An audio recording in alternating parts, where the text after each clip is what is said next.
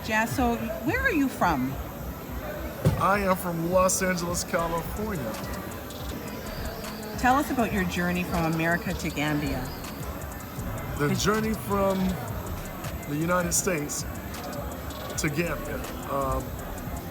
It was difficult first. A lot of hitches came up, and we worked through those things, and they were resolved. And we got here, and I was welcomed here by the King and Carla herself. So how did you come about to migrate to the Gambia through Goshen Black Properties? The King was already here in the land, and he put out the call for us to come home. It's time for our people to return. It's been 500, 400 years. It's time to come home. What did you leave behind? Like, did you walk away from a job or? Yes, I did. I was working at Teledyne Technologies and also in conjunction with NASA, and left a career basically. You left a really big career to be able to migrate back home. Oh, it's amazing. Okay. And what have you learned about the Gambia? Should others from the diaspora consider moving here too? Like, I know you said that it's time to come home, but are there opportunities here for our people? Yes, there are opportunities for our people. A chance to start afresh, a chance to actually exercise your talents if you have any. If you're an entrepreneur, this is the place to be an entrepreneur. If you have any ideas, this is the place to do it. Inexpensive, very lots of resources around you, basic resources, and a chance to use your mind and creativity to finally exercise those dreams. Where are some good places to meet new people and to network? Well, that's going to be different for everyone else, but for myself, it was a turntable, because that was a place that was already established here, King's Baker. And also here at the village. A lot of our people come here, and when I say a lot of our people, I mean from the UK, from Canada, from the United States. Our people converge on these spots and meet each other and share their experiences. Okay, so for a family who wants to make this move, what advice do you give to them before moving to Gambia? I don't know what advice to give to families because I'm a single man. But I can say that as far as families go, they should probably do some research if they have like young children or young men or women that are still high school age. You may want to do some research into schools here. You may want to do some research in the universities here. And some other things, as far as like resource for your children, you have to consider what kind of lives they're going to lead here and what kind of environment they're going to be interacting in here. So they kind of call you the explorer of Gambia.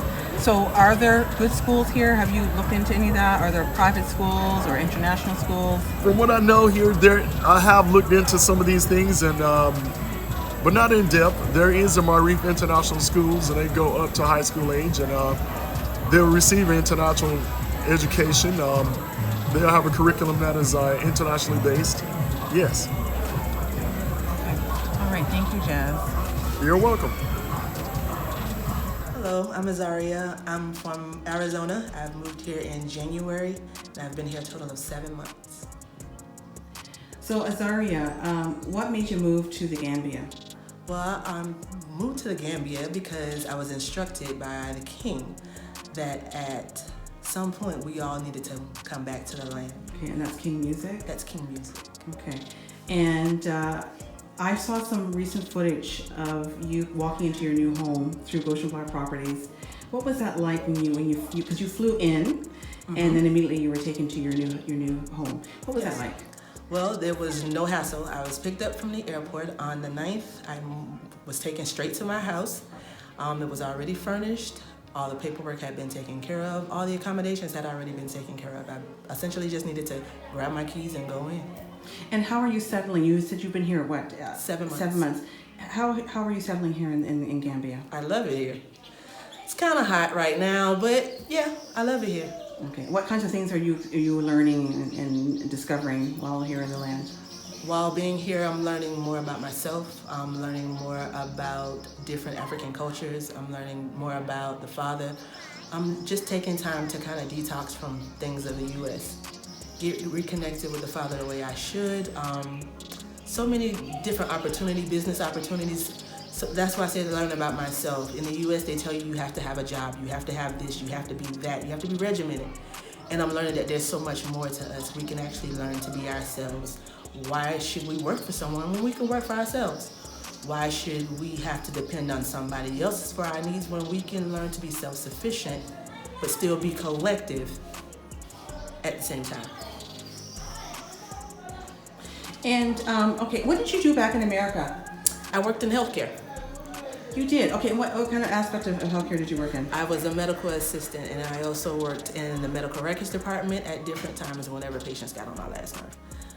Did you now and so just looking at healthcare here, have you been to any of the clinics here at all? No. Okay. I haven't been to any, but I have gone into their pharmacies. Are there a lot of pharmacies here? There are a lot of pharmacies, but the difference between the pharmacy in the U.S. and the pharmacy here is a vast difference. In the U.S., you would have to have a lot of prescriptions for certain things, especially if you're sick, really, really sick. Here, if you go in, you tell them what the problem is, they'll just give you medications. But I more so did it for research purposes because I believe that healthcare should be holistic. Right. To just kind of get an idea of what they deal with as far as healthcare. Hospitals I haven't really gone into because Right. So people can get, like, because people don't know that you can get Advil here, you can get ibuprofen, you can get a lot of the, they may have a different name, right, but you can still get them. You can still get them. You can get shampoo and conditioners of brand name, you can get Dove, you can get even Nova. Get your same, sometimes you can even find the same things that you were using in the US, you can get them here. And if not, just tell the shopkeeper, and when they do the next order, they sometimes put it into consideration for you, and they'll order it because they feel like, okay, if this one might like it, maybe more might be looking for the same thing. So they'll put it and they'll order it at least once and see how it's selling. And then if it's selling pretty good, they continue to order. Shopping, is shopping easy here? Is eating easy here? Eating is super easy here, and it's super affordable here. It's very easy to overspend on food, but not really overspend on food, if you know what I mean. Because in the US, we're so used to spending money on junk, and then you hardly have a little bit of food in the cart. And by the time you get to the cart, you realize you got chips and cookies and juice and all this other stuff, but maybe 1 or 2 pieces of chicken and a few little vegetables. Here, you actually get food and not much junk. So before you realize that you actually have food that would benefit your whole family. And we actually are now, because you know, a lot healthier too. We're a lot healthier, but we also in America we would eat like a lot of meat, a lot of like starch, whatever, right? Mm-hmm. But we are now we're learning to eat one piece of meat with our rice and be content with it, right? And be content with that, and a nice meal. And it doesn't necessarily have to be a whole giant piece of meat. Like maybe 2 little small stew beef pieces of meat, and you're satisfied. And it's like, dog, I ate all that meat before, and I really didn't need it. Yes. Okay, so let's talk about your books. Mm-hmm. So you come from healthcare. Now you're, what would we say? You're I am a creative author. Okay, so tell us about your books and where can we find your books? My books right now are journals, diaries, and I've started venturing into music manuals. For now, I'm currently in the middle of writing an actual book that would be available. Also, everything can be found on Amazon. I'm torn between making it into an ebook or if I actually want to do paperback copies of the actual book itself once I'm done writing it, which is taking me a little longer because I do have a day job. Yes, you can find employment here once you come. It's not often that you can, but there is employment. So for those that believe that there are no jobs here, there are jobs. And I'm also in the process of going back to my original business, which is creating hair oil and hair products.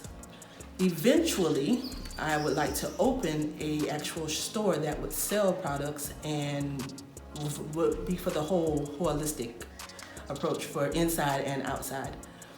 And eventually, I would also like to open a restaurant. Wow, you have many, many endeavors to Many pursue. endeavors. And she shall. She shall. Okay, so one last question that I've been asking everybody who's gone through Goshen Black Properties: what and how can someone prepare to make this move? Is this a good place to come, to live? Yes. What preparations should be made? Depending on, first of all, if you have a family, you want to make sure that you have thought about, especially if you have little ones, you want to think about whether you want them to be homeschooled or if you want them to actually go to a school. Once they come onto the continent, then you have to think about your living arrangements, where you would like to live, and then try to set up a budget for yourself. Give yourself at least 3 months worth of wiggle room to kind of just decompress after you leave the toxicity of the United States and come over this way and kind of wrap your mind around what it is you would like and how you would like to see your family progress. Then from that point, hit the ground rolling. Don't be afraid. Nothing is out of your reach. Anything that you set into your mind to accomplish, you can accomplish it, but you have to have a plan. You have to have a vision, even if you fail at it. So what? Try again, there's always tomorrow. But at least have a plan. Don't come thinking that there's not really a place for you to fit in. Because we're always told there's so many places that, oh, well, that's not what black people do.